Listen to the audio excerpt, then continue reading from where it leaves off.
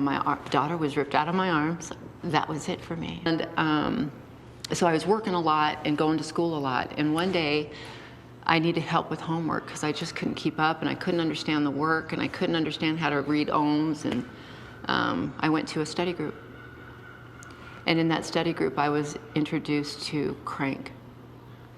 And as soon as I did that, I knew that I was addicted to it.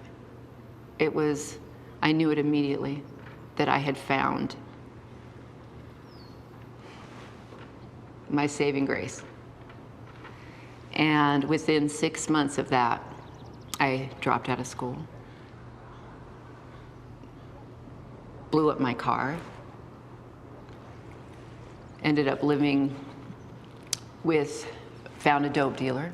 Of course I found a dealer, you know, and ended up spending a lot of time there. And I had my daughter with me, and my mom showed up, and she basically fought me to get my daughter out of my arms. And when my daughter was ripped out of my arms, that was it for me.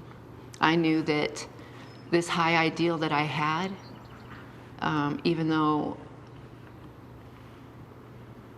I knew, you know, that I had made all of these mistakes, I still felt like maybe it was possible I was redeemable until that day.